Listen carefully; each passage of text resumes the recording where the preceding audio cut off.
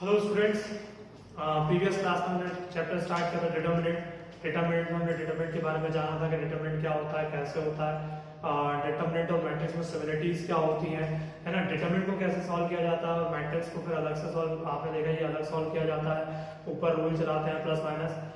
और कल हमने 4.1 भी डिटरमिनेंट में देखी थी कि 4.1 किस तरीके से करना है। आज हम उसी को आगे बढ़ाते हुए चैप्टर को डिटरमिनेंट को, है ना, डिटरमिनेंट चैप्टर को आगे बढ़ाते हुए एक्सरसाइज 4.2 ही करने वाले हैं।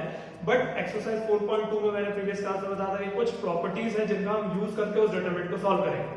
क्लियर?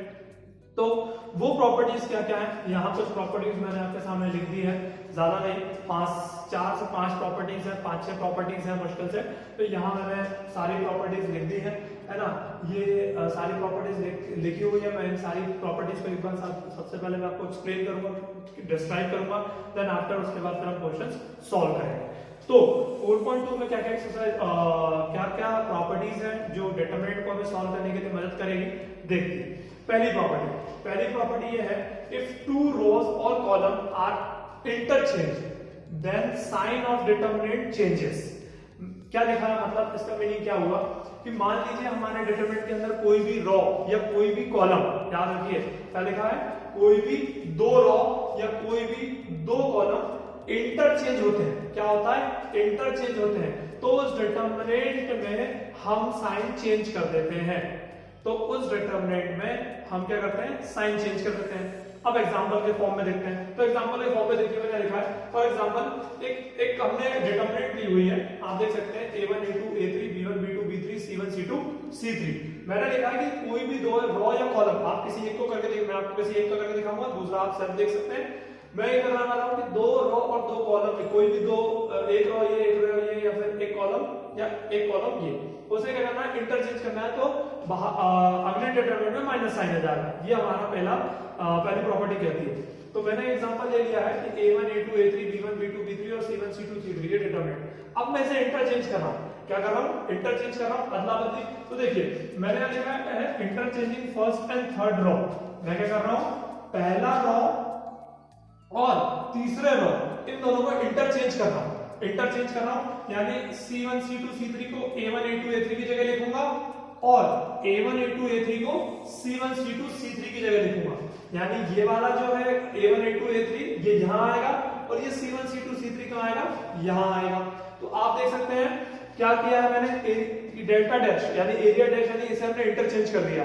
तो इंटरचेंज कर दिया तो आप देख सकते हैं मैंने क्या कहा था आपको कि ये c1 c2 c3 सबसे ऊपर, तो देखिए c1 c2 c3 सबसे ऊपर, बाकी बीच में हमने कुछ नहीं किया। b1 में तो वो b1 b2 3 b2 b3 same वैसा ही है, और फिर हमने नीचे वाले को ऊपर वाले को नीचे किया, तो a1 a2 a3 को हम नीचे ले आए। तो मैंने कहा कि इंटरचेंज करेंगे तो डिटरमिनेंट में क्या लगेगा, माइनस। तो आप देख सकते हैं मैंने माइनस रखा।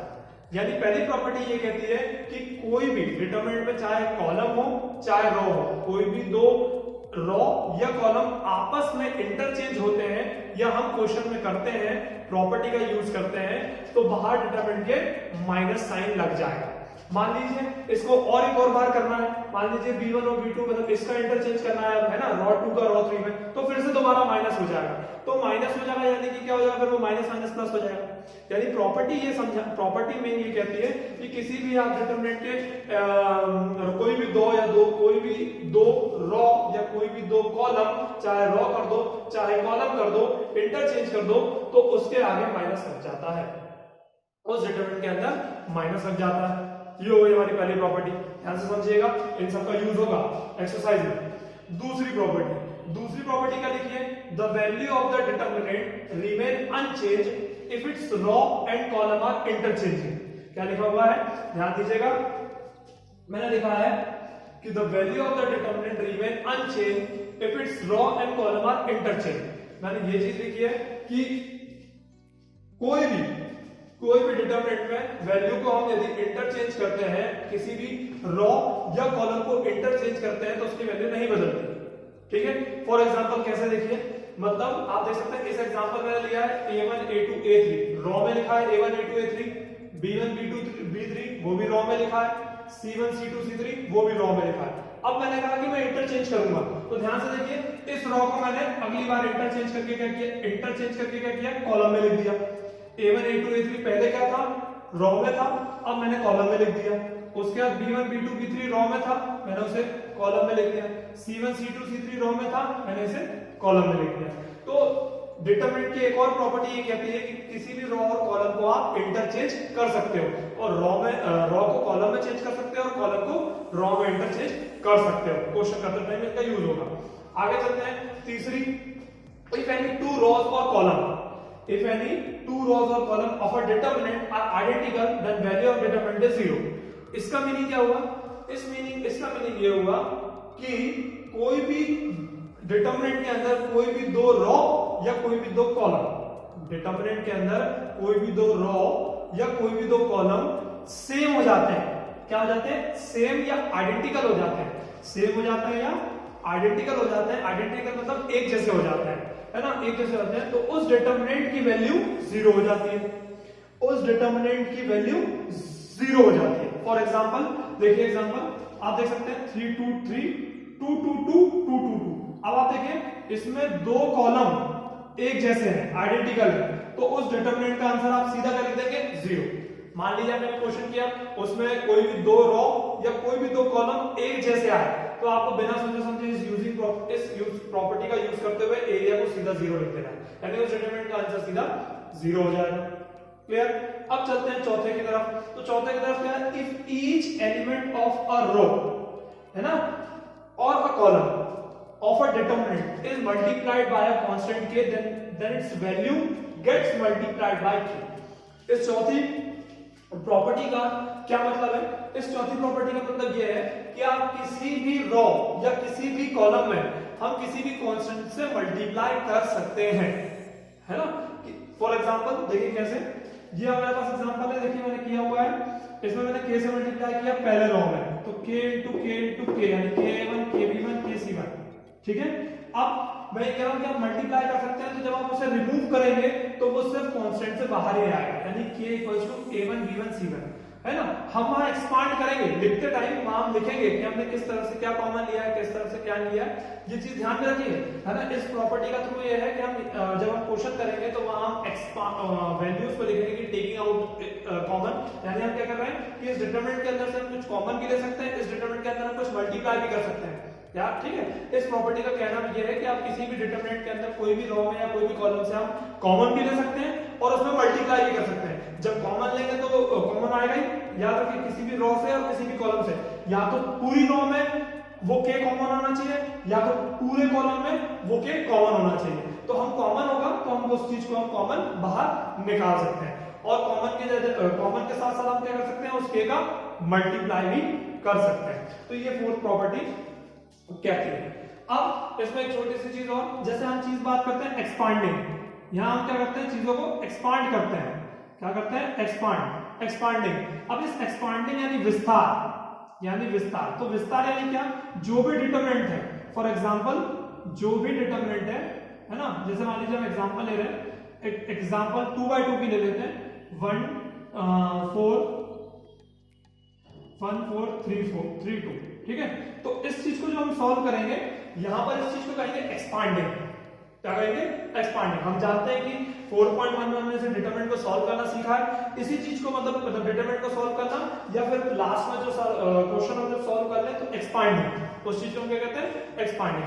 अब एक्सपांडिंग का भी एक रूल है। एक्सपांडिंग का क्या रूल है, रूल ये है कि देखिए ध्यान से, इसी एग्जांपल में मैं आपको चीज समझाता हूं, इसी एग्जांपल में मैं आपको बता देता हूं, ठीक है। तो रूल ये कहता है, इसमें और हम जोड़ देते हैं 5 6, है ना। रूल ये कहता है इसमें एक्सपांडिंग करने पर कि आप इस तरीके से एक्सपांड कर सकते हैं, प्लस माइनस प्लस r1 के अलाउंड। एक्सपांड आप ऐसे कर सकते हैं, आप एक्सपांड ऐसे कर सकते हैं, c1 के अलाउंड प्लस माइनस प्लस। आप एक्सपांड ऐसे कर सकते हैं, प्लस माइनस प्लस r3 के अलाउंड। आप एक्सपांड इस तरफ से भी कर सकते हैं, प्लस माइनस प्लस।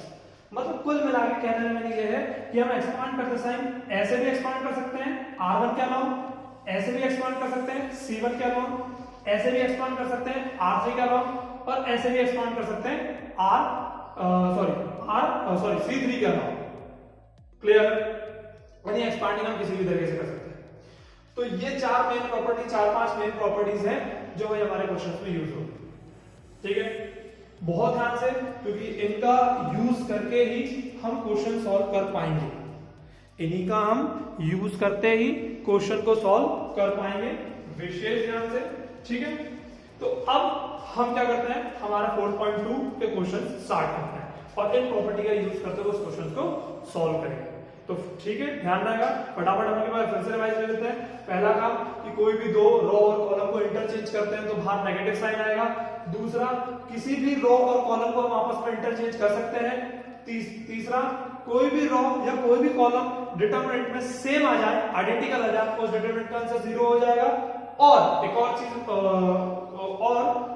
चौथी कि चौथा कि किसी भी डिटरमिनेंट से हम कॉमन ले सकते हैं और मल्टीप्लाई कर सकते हैं, पर डिटरमिनेंट से कॉमन कैसे ले सकते हैं, या तो पूरे रो में कॉमन होना चाहिए या तो पूरे कॉलम में कॉमन होना चाहिए। जैसे इस तरीके से यहाँ रो में कॉमन था तो हमने बाहर निकाल लिया, और हम मल्टीप्लाई भी कर सकते हैं डिटरमिनेंट में, और करेंगे तो पूरी रो में करेंगे या तो पूरे कॉलम में करेंगे। तो मल्टीप्लाई भी कर सकते हैं, डिवाइड भी कर सकते हैं, और हम डिटरमिनेंट में कॉमन भी निकाल सकते हैं। उसके बाद बात आती है एक्सपांडिंग की। तो एक्सपांडिंग मैंने बता दिया, आप इस ऐसे भी एक्सपांड कर सकते हैं, ऐसे भी एक्सपांड कर सकते हैं, ऊपर से भी एक्सपांड कर सकते हैं, इधर से भी एक्सपांड कर सकते हैं, पर हम मैक्सिमम एक्सपांडिंग एक यहां से और यहां से, बस यही से हम एक्सपांडिंग करते हैं, ठीक। और एक लास्ट प्रॉपर्टी इसकी और, जो कि मैं यहां लिख देता हूं, है ना, लास्ट प्रॉपर्टी और है यहां। प्रॉपर्टी ये है कि किसी भी डिटरमिनेंट में, किसी भी डिटरमिनेंट का कोई भी रो, ध्यान से समझिएगा, किसी भी डिटरमिनेंट का कोई भी रो या कोई भी कॉलम यदि 0 हो जाता है, यदि 0 हो जाता है, तो उसका एरिया भी या उस डिटरमिनेंट का आंसर भी 0 हो जाता है, तो उस डिटरमिनेंट का आंसर भी 0 हो जाता है। समझ में आई चीज? यहां क्या है कि दो रो या दो कॉलम, कोई भी दो रो या कोई भी दो कॉलम क्या होने चाहिए, सेम होने चाहिए, तो एरिया 0 होगा। बट यहां कोई भी दो रो या कोई भी दो कॉलम, कोई भी एक रो या कोई भी एक कोई भी एक रो या कोई भी एक कॉलम या कोई भी एक रो क्या हो जाएगा, पूरा 0 हो जाएगा, तो उस डिटरमिनेंट का आंसर भी 0 हो जाएगा। तो उस डिटरमिनेंट का आंसर भी हमारे पास क्या हो जाएगा, 0। समझ पा रहे हैं, है ना। यहां इस वाली प्रॉपर्टी में क्या था कि दो रो, क्या बोलते हैं, कोई भी दो कॉलम या कोई भी दो रो एक जैसे होंगे तो उस डिटरमिनेंट का आंसर 0। बट पांचवी प्रॉपर्टी ये कहती है कि कोई भी एक डिटरमिनेंट के अंदर कोई भी एक, चाहे रो चाहे कॉलम, पूरा 0 आता है, तो उस डिटरमिनेंट का आंसर भी हमारे पास क्या होता है, 0 आ जाता है। क्लियर? इन पांचों प्रॉपर्टी का यूज काफी होगा। अब हम देखते हैं एक्सरसाइज 4.2 के क्वेश्चंस, आगे चलते हैं, ठीक। अब हम एक्सरसाइज 4.2 के क्वेश्चंस करेंगे भाई, ध्यान से, ठीक है। प्रॉपर्टी का भी यूज होगा, सारी चीजें होंगी, तो ध्यान से। एक्सरसाइज 4.2 का फर्स्ट क्वेश्चन क्या लिखा है, x a x plus a y b y plus b z c z plus c, और हमें यहाँ प्रूव करना है, सारे क्वेश्चंस क्या करने हैं, प्रूव करना है। इस डिटरमिनेंट का आंसर क्या आना चाहिए, 0। Using the property of determinant and without expanding 1 to 5 question prove that. हमसे कहा गया है कि इसे एक्सपांड नहीं करना और इसका आंसर प्रूव करना है कि वो 0 आएगा। तो हम कैसे कर सकते हैं, प्रॉपर्टी यूज करके कर सकते हैं। तो कैसे करेंगे वो देखते हैं, चलिए। तो देखिए क्वेश्चन पहला, ठीक है। तो लेट माना area equals to x a x plus a y b y plus b z c z plus c। Clear? अब एलएचएस भी दे सकते हैं, कह सकते हैं, बट ठीक है, ठीक है। तो अब मैं यहां क्या लगते हैं, मैंने बताया था आपको ऑपरेशंस लगते हैं, क्या लगते हैं, ऑपरेशंस लगाए जाते हैं। अब आप ऑपरेशंस प्लस में लगा सकते हैं, माइनस में लगा सकते हैं, है ना, इनटू में लगा सकते हैं, डिवाइड में लगा सकते हैं, हमें ऑपरेशंस लगाना है। अब ऑपरेशंस कैसे लगाना है वो हम देखेंगे, ठीक है। उसके बाद साथ ही साथ यूजिंग प्रॉपर्टी, जो हमने जो प्रॉपर्टी यूज की उसको यूज करके हम सॉल्व करेंगे, ठीक है। तो देखिए, और ऑपरेशन लगाते टाइम हमें ये चीज ध्यान रखनी है कि हम सही ऑपरेशन लगाएं, ठीक है, और प्रॉपर्टी हमें याद होनी चाहिए। तो देखिए, यदि मैं इसकी बात करूं तो आपको पता है ये चीज हो गई रो, ये चीज हो गई कॉलम, ठीक है, ये चीज हमें पता है। तो यदि मैं यहाँ पर बात करूं तो आप देख सकते हैं यहाँ x है, यहाँ a है, यहाँ x प्लस a है, ठीक है। तो अब मैं क्या कर रहा हूँ, वो लगा रहा हूं, तो ध्यान दीजिएगा C1 given C1 plus C2, मैं एक ऑपरेशन लगा रहा हूं सक्रिय, ये मैंने ऑपरेशन लगाया, सक्रिय लगाया, है ना, इसे हम क्या कहते हैं ऑपरेशन, इसे हम क्या कहते हैं सक्रिय। तो ऑपरेशन क्या लगाया मैंने, ये लगाया कि जो पहला कॉलम है, पहला कॉलम क्या है ये है, उसे दूसरे कॉलम से जोड़ूंगा, यानी इससे जोड़ूंगा, और कहां लिखूंगा पहले कॉलम में, ध्यान से समझिएगा, पहले कॉलम को दूसरे कॉलम से जोड़ूंगा और पहले कॉलम में लिखूंगा, पहले कॉलम को दूसरे कॉलम से जोड़ूंगा, पहले कॉलम में लिखूंगा, पहले कॉलम को दूसरे कॉलम में जोड़ूंगा, पहले कॉलम में लिखूंगा, है ना। बाकी मुझे कुछ नहीं करना है, बाकी सब वैसे का वैसे रहेगा, चाहे वो C2 हो चाहे वो C3 हो। तो क्या हो जाएगा, area equals to x plus a y plus b z plus c, a B c x plus a y plus b z plus c. Clear, ठीक है। अब आप देखिए, आप हमारी प्रॉपर्टी याद कीजिए, प्रॉपर्टी नंबर 3 जो मैंने लिखी थी, प्रॉपर्टी नंबर 3 में आप देखिए मैंने कहा था कि कोई भी दो रॉ या कोई भी दो कॉलम, कोई भी दो रॉ या कोई भी दो कॉलम सेम यानी आइडेंटिकल हो जाते हैं तो उस डिटरमिनेंट का आंसर क्या हो जाता है, 0। तो उस डिटरमिनेंट का आंसर क्या हो जाता है, 0। तो आप क्या लिख सकते हैं, है ना, लिखना है कि C1 and C3 are identical, C1 and C3 are identical, therefore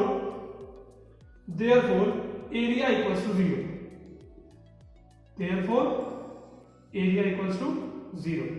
clear है, प्रॉपर्टी का यूज किया, क्या किया आपने, प्रॉपर्टी का यूज किया कि C1 और C3, C1 ये वाला और C3 ये वाला सेम होने की वजह से हमारे पास एरिया क्या हो गया, 0 हो गया। क्लियर, तो इस तरीके से हमें क्या करना है, क्वेश्चंस करने हैं, इस तरीके से हमें क्वेश्चंस को सॉल्व करना है कि किस तरीके से होगा, ये चीज का ध्यान रखना है ना, किस तरीके से हमारे पास इसका एरिया निकलेगा, ये चीज हमें ध्यान रखना है, ठीक है ना। सिर्फ प्रॉपर्टी का यूज करना है, इसके अलावा और कुछ नहीं करना है, ठीक। तो ये हमारा क्वेश्चन नंबर फर्स्ट हो गया। अब इसी की तरह कौन कौन से क्वेश्चन है वो मैं आपको लिख देता हूं, सेम क्वेश्चन। तो देखिए question number, same questions, question number second, question number third, question number fourth और क्वेश्चन नंबर फिफ्थ, ये सेम क्वेश्चन है, ठीक है, जिसमें आपको बिना एक्सपांड किए डायरेक्ट यूजिंग प्रॉपर्टी का यूज करते हुए इसे सॉल्व करना है, ठीक है। चलिए अब हम आगे चलते हैं और क्वेश्चंस देखते हैं, ठीक है। चलिए अब लिखा है क्वेश्चन नंबर 6, लिखा है बाय यूजिंग प्रॉपर्टी, और यहां पर हमें एक्सपांड करने के लिए कह दिया है, मतलब हमें सारे क्वेश्चन प्रूव करने हैं, बट और यूजिंग प्रॉपर्टी का यूज करते हुए क्वेश्चन को सॉल्व करना है। तो हम बात करते हैं सबसे पहले क्वेश्चन नंबर 8, इसकी बात कर रहे हैं, क्वेश्चन नंबर 8 की।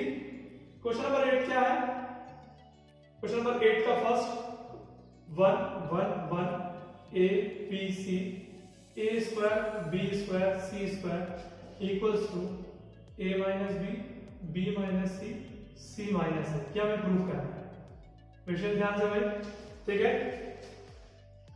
विशेष ध्यान से देखिए। अब आप देखिए मैंने क्या कहा था आपको, क्वेश्चन सॉल्व करते टाइम ध्यान रखिएगा कि हमें जो प्रूफ में चाहिए उस चीज पे विशेष ध्यान रखिएगा। अब यहां पर और एक चीज हमेशा दिमाग में बिठा लीजिए कि डिटरमिनेंट को सॉल्व करते हुए प्रूफ तो ठीक है जो है ना, प्रूफ को देख के तो हमें डिटरमिनेंट सॉल्व करना ही है, बट कोशिश कीजिए कि डिटरमिनेंट को आप सॉल्व करते टाइम, जो भी प्रूफ वाले क्वेश्चंस कर रहे हैं उसे सॉल्व करते टाइम ये देखिए कि उसमें सब जितने जल्दी 1 बन सके, ऑपरेशंस लगा के जितने जल्दी 1 बन सके और 0 बन सके उतने जल्दी आप 1 और 0 बनाने की कोशिश कीजिए, ठीक। कोई भी डिटरमिनेंट आप सॉल्व कर रहे हो, चाहे वो यूजिंग प्रॉपर्टी या विदाउट यूजिंग प्रॉपर्टी, बट उसमें 0 बनाने की कोशिश कीजिए या तो 1 बनाने की कोशिश कीजिए। जितने जल्दी 1 बनेगा, जितने जल्दी 0 आएगा, उतने जल्दी उस डिटरमिनेंट का आंसर एक्सपांड करके सॉल्व हो जाएगा। अभी बात करते हैं, है ना, करते हैं। अब हम बात कर रहे हैं इस क्वेश्चन की, क्वेश्चन नंबर 8। क्वेश्चन नंबर 8 का फर्स्ट क्वेश्चन हमें करना है और हमें प्रूव करना है कि a minus B minus C और c माइनस ए इसका आंसर आना चाहिए, ठीक है। तो हम अब प्रूफ वाला क्वेश्चन है, अब इसमें हम डायरेक्ट 1 और 0 तो नहीं बना सकते, कुछ 1 तो दिख रहे हैं पर डायरेक्ट 0 नहीं बना भी सकते, नहीं भी बना सकते। तो हम क्वेश्चन, ये वाला क्वेश्चन तो ऐसे कि हम प्रूफ करके देख सकते हैं, तो हम सामने प्रूफ को क्वेश्चन को प्रूफ करके उसी पे आगे बढ़ेंगे और सॉल्व करेंगे। तो हम ऑपरेशन लगाते हैं, तो आप देख सकते हैं let area equals to 1 1 1 1 A B C A square B square C square, ठीक है, तो आप देख सकते हैं a माइनस बी चाहिए, फिर b माइनस सी चाहिए।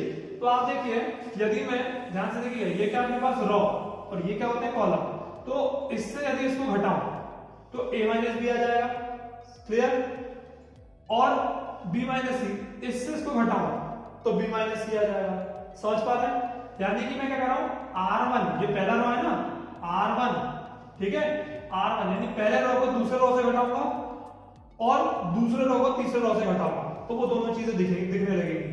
तो क्या करना है, ध्यान से ऑपरेशन देखिए, मैं लिखूंगा R1 की जगह R1 minus R2 and R2 given R2 minus R3, यानी मैं पहले रो को दूसरे रो से घटा रहा हूं और दूसरे रो पहले रो को दूसरे रो से घटा रहा हूं और R1 में लिखूंगा। दूसरी ऑपरेशन मैंने क्या लगाया, दूसरा ऑपरेशन कि R2 में से R3 घटाऊंगा और R2 में लिखूंगा, R2 में से R3 को घटाऊंगा और R2 में लिखूंगा।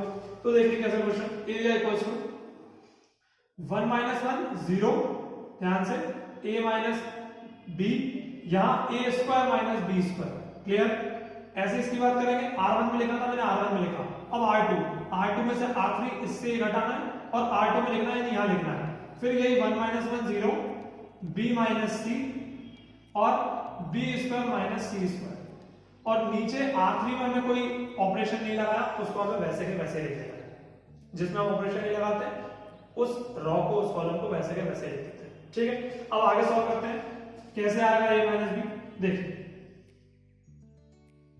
ये 0, ये 1, यह a माइनस बी, ये b माइनस सी, ये c। आप ध्यान से देखेंगे तो यहाँ एक फॉर्मूला बन रहा है a square minus b square, तो क्या होता है फॉर्मूला, a प्लस बी और a माइनस बी, यहाँ पे b प्लस सी और b माइनस सी और यहाँ c स्क्वायर।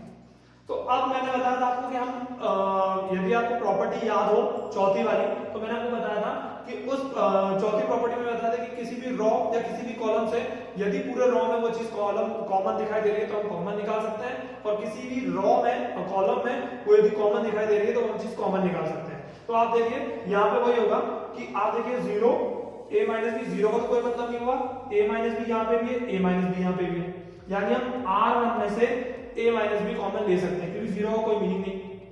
अब हम ऐसे कॉमन ले सकते हैं क्या, नहीं, हम ऐसे भी कॉमन ले सकते हैं क्या, नहीं। तो ऐसे a माइनस बी दिख रहा है, तो आप ध्यान से देखिए ऐसे आपको b माइनस सी भी कॉमन दिखेगा, 0 का कोई महत्व नहीं, यहाँ है, हाँ है, फिर क्या इधर आगे है, हाँ है, b माइनस सी है। तो अब यहाँ से क्या करेंगे, कॉमन ले लेंगे, तो क्या हो जाएगा लिखेंगे भाई, टेकिंग आउट लिखना जरूरी, a minus b and b minus c common from, किससे ले रहे हैं हम, फ्रॉम R1 R2, मतलब R1 से हमने a माइनस बी लिया और R2 में हमने b माइनस सी लिया, तो R1 एंड R2, तो हम ले लेंगे अब बाहर, तो एरिया तो चल ही रहा है ना, area equals to a minus B, b minus C, हमने कॉमन ले लिया, क्या क्या बचा, 0, यहां से कॉमन ले लिया, क्या बचा 1, यहां बचा a प्लस बी, यहां 0, यहां 1, यहां b प्लस सी और यहाँ 1 c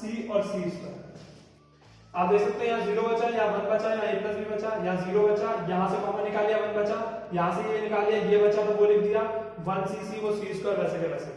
अब a माइनस बी आ गया, b माइनस सी आ गया, हमें आगे चाहिए c माइनस सी। तो मैक्स टू मैक्स कोशिश कीजिए कि 1 से 2 प्रॉपर्टी, उसके बाद हमारा काम हो जाए। तो अब हम क्या कर सकते हैं, इसमें मैंने बताया था, अब इसमें तो एक्सपांड कर सकते हैं, तो हम एक्सपांड करेंगे। और देखिए मैंने कहा था कि क्वेश्चन में कोशिश कीजिए जितने जल्दी 0 और 1 बना सको। तो आप देखिए मैंने मैक्स टू मैक्स इसमें 2 0 लिया है, जहां 2 0 आ जाए वहां उसके बाद आप एक्सपांड करना शुरू कर दीजिए क्वेश्चन को, ठीक है। तो अब देखिए अब मैं एक्सपांड करने वाला हूं, तो मैं ऐसे करता हूं या ऐसे जैसा आप चाहें, तो मैं ऐसे करता हूं प्लस माइनस प्लस, यानी यहां लिखना पड़ेगा कि एक्सपांडिंग अलाउंग R1 के रिस्पेक्ट में क्या कर रहे हैं, एक्सपांड कर रहे हैं। तो ये तो चल ही रहा है, area equals to a minus B, b minus C. अब इस डिटरमिनेंट की बारी, तो इस डिटरमिनेंट के लिए हमने ब्रैकेट लगा लिया R1। देखिए तो 0 के लिए सॉल्व करना है, तो आपको बताइए कैसे एक्सपांड करते हैं, रो और कॉलम को छुपा लेते हैं। तो ध्यान से देखिए जब 0 के लिए करूंगा तो कुछ भी मल्टीप्लाई कर लूंगा 0 जाएगा, कुछ भी मल्टीप्लाई करने यहाँ 0 जाएगा। बात करते हैं आगे -1 की, है ना। फिलहाल मैं लिख देता हूँ यहाँ ये, तो मैंने बताया था लेफ्ट से राइट इनटू सी स्क्वायर माइनस राइट से लेफ्ट, लेफ्ट से राइट से लेफ्ट, BC माइनस सी स्क्वायर। ठीक, तो ये तो इनटू 0 करेंगे तो 0 हो जाएगा। आगे चलते हैं -1 पे, तो इसके लिए रो और कॉलम, ये कॉलम ये रो, तो 0 इंटू सी 0 माइनस इसका इसमें इंटू करेंगे माइनस, और अंदर चले जाएगा तो क्या हो जाएगा माइनस सी। ठीक है, फिर आगे चलते हैं प्लस a प्लस बी के लिए सॉल्व करेंगे अब हम, है ना। तो इसका कॉलम छुपा देंगे और इसका रो, तो 1 0 1 1 0, इसमें इसका इंटू इसमें इसका इंटू, तो c 0 माइनस 1 1 1। ठीक, तो क्या हो गया area equals to a minus B, b minus C, तो ये 0 हो गया इसमें इंटू होने पर, और यहाँ क्या हो रहा है, ये माइनस बचा और ये क्या हो जाएगा, ये माइनस से बदल जाएगा तो b प्लस सी।